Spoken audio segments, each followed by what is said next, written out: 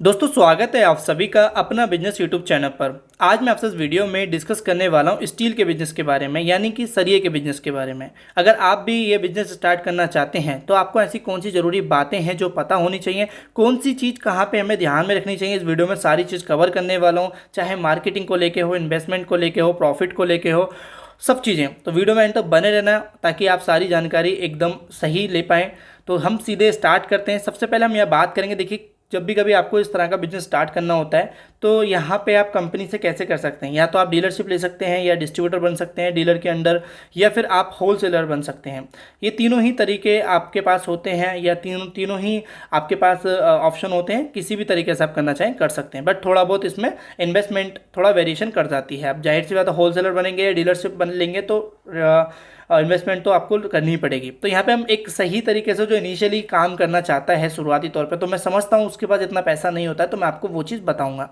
यहाँ पहले कुछ रिक्वायरमेंट के बारे में बात कर लेते हैं। जैसे कि हर किसी बिजनेस को स्टार्ट करने से पहले कंपनी कुछ डॉक्यूमेंट प्रोसीजर करती है अपना। तो हम यहाँ डॉक्यूमेंट्स में बात करें तो देखो आपके पास एक जीएसटी नंबर होना चाहिए। पर मैं यहाँ बोलूँगा कि आप अपनी फर्म को रजिस्टर करा लीजिए। जैसे कि आपने देखा होगा, आप कभी किसी दुकान पर देखे होंगे तो अलग अलग नाम होते हैं, बालाजी ट्रेडर्स या फिर जो भी इस तरीके के नाम होते हैं। आप कोई भी अपना नाम रख लीजिए, फर्म को रजिस्टर करा लीजिए, ताकि कंपनी में आपका एक अच्छा इंप्रेशन बढ़े। और जीएसटी नंबर मैंने बोल ही दिया है। उसके बाद क्या होता है कि आपके पास कुछ एडिशनल रिक्वायरमेंट होनी चाहिए जो मेन होती हैं। जैसे कि आपके पास जो आप शॉप खोलना चाहते हैं, या जो जहाँ पे आप दुकान खोलना चाहते हैं, वहाँ पे आपकी जो जगह है वो प्रॉपर होनी चाहिए, गोडाउन के रूप में होनी चाहिए, और एक छोटा सा आपका एक ऑफिस या केबिन टाइप का होना चाहिए, ताकि कोई भी कस्टमर आए तो वहाँ पे आप उसको बैठा के समझा पाएँ। बट इसके लिए जगह की कितनी रिक्वायरमेंट होगी, तो यहाँ पे अगर मैं बोलूँ तो आपको 1000 से 1500 स्क्वायर फीट होनी चाहिए। जिसमें आप 1000 स्क्वायर फीट में तो आप ये मान के चल लीजिए कि आपको सिर्फ सरिये को उसमें स्टोर करना है या गोडाउन बनाना है। क्योंकि देखिए सरिये की जो छड़ होती हैं, या फिर कह सकते हैं जो छड़ की लंबाई होती है वो काफ़ी बड़ी होती है, तो जगह भी उसको ज़्यादा स्पेस चाहिए होता है। तो यहाँ पे आपकी जगह तो इतनी रिक्वायरमेंट होगी। अब यहाँ पे होता है क्या है कि देखिए अगर आपके पास खुद की ज़मीन है तो अच्छी बात है, और अगर नहीं है तो फिर आपको रेंट पे लेना पड़ेगा। तो इसलिए यहाँ पे आप ये चीज़ ध्यान रखें कि आपको जगह के साथ कॉम्प्रोमाइज़ नहीं करना है, सारी चीज़ें लेके चलनी है। अब लोकेशन की बात करें तो देखो लोकेशन को आपको कॉमन सेंस की बात है, जाहिर सी बात है। आप कॉमन सेंस अगर अप्लाई करते हैं तो आपको जो रोड पे किनारे अगर आप शॉप लेते हैं, या फिर आप ऐसी जगह लेते हैं जहाँ पे भाई आपका कोई चौराहा है, या फिर जहाँ पे जिस एरिया में कंस्ट्रक्शन चल रहा है, क्योंकि आपकी दुकान लोगों के नज़रों में आएगी तभी जाके वो आपकी शॉप पे आएंगे। इसी से आपको मार्केटिंग करने में भी आसानी होगी। तो यहाँ पे इस चीज़ का जरूर ध्यान रखें। ऐसा नहीं कि किसी एकांत में आप ले लें तो वहाँ पे ना तो आपकी कोई गाड़ी आ पाएगी, क्योंकि ट्रक वगैरह में ही आता है। ऐसा तो है नहीं कि कंपनी से रिक्शे में आएगा, तो वो चीज़ों का भी आपको काफ़ी फ़ायदा हो जाएगा।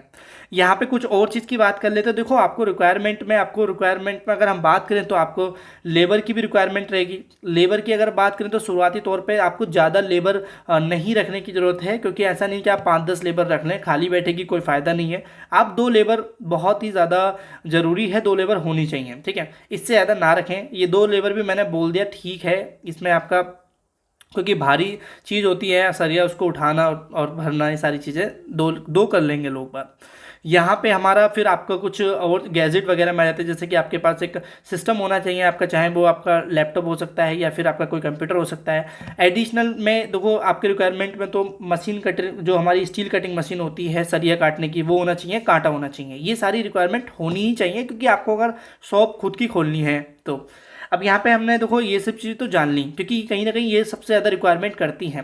अब हम यहाँ पे मान लेते हैं कि लोगों के माइंड में ना ये चीज़ रहता है कि भाई हम किस कंपनी की सरिया बेचें और कौन सी ठीक रहेगी। देखिए सरिये का तो ऐसा है कि मार्केट में ना होता है क्या है कि आपको पहले एक चीज़ देख के चलना चाहिए। कोई भी बिजनेस अगर आपको रन करना है अच्छे से, तो ये एक चीज़ की नॉलेज आपको रखनी चाहिए कि मेरे मार्केट में किस ब्रांड की डिमांड है। अब आप मान लीजिए कि आप कोई भी सरिया आप रखें अपने पसंद से, लेकिन उस मार्केट में उसकी डिमांड ही नहीं है, तो आप घर घर तो जाके किसी को भी समझाने वाले नहीं है। लोग बार आपके पास आए, मार्केटिंग करने में भी इतनी परेशानी ना हो। तो मैं कहूँगा कि आप पहले तो डिसाइड कर लो कि भाई आप किस एरिया में आपके एरिया में कौन सी ब्रांड की सरिया ज़्यादा बिकती है।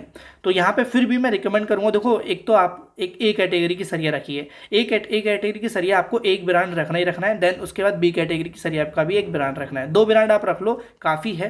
पहला आप रख सकते हैं कि जो ए कैटेगरी में है वो आपका JSW रख सकते हैं, या है ना जिंदल रख सकते हैं, और इस तरह की जो हमारी सेल की सरिया आती है ये क्या होता है ए कैटेगरी में आ जाती हैं, जो कि देखा जाए तो आपके एक अच्छे बजट में भी मिल जाएंगी, और उसके बाद आपको इसमें अच्छा प्रॉफिट भी मिल जाता है, और लोगों को समझने में आसानी भी होती है कि भैया JSW सरिया है या जिंदल पैंथर है, ये एक अच्छी सरिया है। इस चक्कर में कोई कंपनी तो काफ़ी मार्केटिंग करती है, लोगों के ऐड आते हैं टीवी पे, तो आपको इतनी करने की जरूरत नहीं पड़ती है। अब बी कैटेगरी में हम आ जाते हैं, तो देखो आप इंडोस्टार रख सकते हैं, KBS सरिया रख सकते हैं, कामधेनु सरिया रख सकते हैं। ये सरिया ऐसी हैं कि एक बी कैटेगरी में आ जाती है, मार्जिन भी कंपनी इस पर अच्छा दे देती है, और देखो हर किसी का बजट इतना नहीं होता है कि वो घर में सब टाटा की सरिया लगाए। कुछ लोग ऐसे भी होते हैं जो अपना मैनेज करके लेके चल रहे होते हैं, तो वहाँ पे आपको ये चीज़ें उनके लिए ठीक रहेंगी जो आप बी कैटेगरी की सरिया उनको प्रोवाइड करते हैं। बहुत से लोग, मैं समझता हूँ 10 घरों में से 6-7 घरों में तो बी कैटेगरी की सरिया ही इस्तेमाल करते हैं। टाटा की सरिया हो गई, JSW हो गई, जिंदल हो गई, पैंथर हो गई, ये सरिया होती हैं लेकिन हर घर में नहीं होती हैं।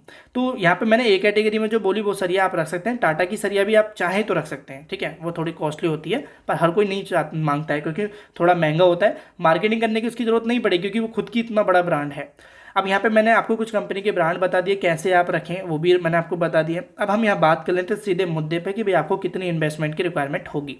लेकिन लोगों ने क्या कहा है, मैंने सुना भी है और देखा भी है, कहीं मैंने यूट्यूब पे वीडियो भी देखी थी एक, तो वहाँ था कि आप इसको 2 लाख में इन्वेस्ट करके स्टार्ट कर सकते हैं या 3 लाख में इन्वेस्ट कर सकते हैं। देखिए ये बिजनेस इन्वेस्टमेंट मांगता है, ऐसा नहीं है कि आपका ये 1-1.5 लाख में स्टार्ट हो जाए। फिर भी मैं अगर मैं कम से कम की बात करूँ, मतलब आपने सारी चीज़ें निचोड़ दी और कम से कम आपने निचोड़ निकाला, तो करीब आप मान लीजिए कि 5 से 6 लाख रुपए तो कम से कम है, इससे कम तो होने का ही नहीं है स्टार्ट। क्योंकि देखो आप मार्केट जब कंपनी से सरिया उठाते हो तो उस सरिया क्या होता है, कंपनी के कुछ रूल होते हैं, वो क्या करते हैं कि आप इतने टन की इतने से कम टन से सरिया नहीं देंगे, या कह सकते हैं कि इतने लाख से सरिया कम नहीं देंगे, मतलब टन में चलता है तो टन के हिसाब से आप कंपेयर करेंगे, उसकी जो एक्चुअल रेट होगा तो वो करीब इतना ही आ जाता है। तो 5 से 6 लाख मैंने बहुत कम बोला है। अगर आप सही में बिजनेस स्टार्ट करना चाहते हैं तो ये मान लीजिए 10 लाख रुपए आपके होने चाहिए, जिसमें आपकी सारी चीज़ें आ जाएंगी। मतलब 10 लाख तो काफ़ी इनफ है आप एक एक्चुअली इनिशियली टाइम पे, लेकिन फिर भी बहुत मिनिमम की बात कर रहे हैं, मतलब बहुत बहुत मिनिमम, तो वो करीब आपका 5 से 6 लाख से कम कहीं नहीं गया, मतलब इससे कम तो होगा ही नहीं। ये चीज़ आप ध्यान जरूर रखें। अब यहाँ पे देखो होता है क्या ना, व्हीकल भी लेने की आपको जरूरत होती है। व्हीकल अगर आप लेते हैं देखो फिर तो 10 लाख तक चले जाएगा, लेकिन अगर आप सोचो कि मैं जो हमारा छोटा हाथी होता है या फिर जो भी आप समझ सकते हैं, तो उसको अगर आप किसी को किराए पे लेना है, क्योंकि लेबर किराए पे भी लगाई जाती हैं, या आप कुछ लोग अपने व्हीकल किराए पे भी लगा देते हैं दुकानों पे, तो वो चीज़ करेंगे तो आपका करीब इतना आ जाएगा जैसे मैंने पहले बोला। अब यहाँ पे प्रॉफिट की बात कर लेते हैं। सबसे बड़ा जो मैंने देखा है लोगों के माइंड में इसके गलत विचार को लेकर, प्रॉफिट को लेकर, लोगों ने अपने माइंड में पता नहीं क्या क्या पाल रखा है कि भाई सरिये का बिजनेस तो भाई बहुत बढ़िया बिजनेस है, बहुत बस उसमें प्रॉफिट ही प्रॉफिट होता है। तो ऐसा नहीं है, मतलब अपने माइंड में अगर आप ये सोच के बैठे हो कि 10 से 15% का प्रॉफिट हो जाता है, तो बिल्कुल भी नहीं होता है। इसमें अगर मैं बात करूँ तो आपका 3 से 5% आपका प्रॉफिट होता है, जो कि अगर आप ए कैटेगरी की सरिया लेते हैं, और अगर बी कैटेगरी की सरिया लेते हैं तो 5 से 6-7% तक पहुंचता है, इससे ज़्यादा नहीं पहुंचता है। बट अगर हम बात करें तो देखो क्या होता है, कंस्ट्रक्शन काफ़ी चल रहा है, ये आप अच्छे समझते हैं, तो कंस्ट्रक्शन में जो कंजप्शन होता है, रिक्वायरमेंट होती है, वो सरिया की होती है। तो ऐसा कभी मत सोचना कि सरिया का बिजनेस बंद हो जाएगा। रिक्वायरमेंट काफ़ी ज़्यादा होती है, तो माल आता रहता है कंपनी से, निकलता रहता है, तो उधर से आपका क्रेडिट वैल्यू बनती रहती है, आपको उधर से कंपनी से आपकी कुछ स्कीम पूरी होती है, तो वहाँ से आपको प्रॉफिट मिलता रहता है। देन उसके बाद आपको जो पर केजी के हिसाब से रहता है वो मिलता रहता है। तो ये चीज़ें करके आपको काफ़ी ज़्यादा, एक देखा जाए तो एक एवरेज बात करें तो 5% मिल जाता है। ये चीज़ें काफ़ी ज़्यादा, आप अगर कंटिन्यूस काम चलता रहता तो आपको कभी भी एहसास नहीं होगा कि मैं इसमें लॉस में जा रहा हूँ, फ़ायदे में ही जाऊँगा, क्योंकि अगर आपको कंटिन्यूस बिजनेस रख रहा है और मार्केट में आपकी शॉप की डिमांड बनने लगी, और साथ ही आपने लिंक बना के रख रखे हैं कॉन्ट्रैक्टर से, मेसन से, या फिर कुछ बिल्डर आर्किटेक्चर से, तो इस तरीके से बिजनेस करो, काफ़ी ज़्यादा आपके लिए हेल्पफुल है, बिजनेस काफ़ी बढ़िया है। और कुछ लोग ने जो माइंड में अपने गलत विचार रख रखे थे उनको मैंने क्लियर किया है, जैसे कि किसने कहा 10-15% बच जाता है, ऐसा नहीं है। बट यहाँ पे एक चीज़ और ध्यान रखनी, सर ये कि हमेशा बिजनेस अप डाउन होते रहते हैं, कभी रेट जो होते हैं, सॉरी रेट कभी अप हो गए कभी डाउन हो गए। तो यहाँ पे अगर आपके पास अच्छा कैपिटल है, अच्छा पैसा आपके पास ऑलरेडी है, तो जहाँ मार्केट में रेट डाउन हो रहा है तब आप सरिया खरीद लो कंपनी से, और जैसे ही आपके अप हो रहे हैं तो फिर आपको मालूम ही उसी रेट में आप दुकानदार को या कस्टमर को बेच दो। तो ये चीज़ें काफ़ी ज़्यादा हेल्प करेंगी। पर यहाँ पे आपको पैसे की तो देखो यहाँ भी ज़रूरत पड़नी ही पड़नी है। तो ये जो मैंने अपने तरीके से या अपने तजुर्बे से और मैंने जो नॉलेज ली है और लोगों से, तो मैंने ये सारी चीज़ें एक्चुअली ये जानकारी आपको बताना चाहा। टीएमटी की सरिया आप इस्तेमाल करना जो भी रहेगी। तो आई होप आपको ये क्लियर हुआ है। इनकेस अगर इसके रिगार्डिंग कोई भी डाउट रह गया तो कमेंट में टाइप कर देना, या फिर आप हमें मतलब कमेंट में टाइप कर देना, मैं आपको रिप्लाई दे दूंगा। वीडियो को लाइक करना, चैनल सब्सक्राइब नहीं किया तो सब्सक्राइब कर लेना। आगे भी कुछ इसी तरह की वीडियो मैं लेके आने वाला हूँ। कुछ बिजनेस की वीडियो मैंने पहले डाली तो जाकर उनको भी देख लेना, काफ़ी हेल्प करेंगे। Thank you for watching video. मिलते हैं अपनी नेक्स्ट वीडियो पर।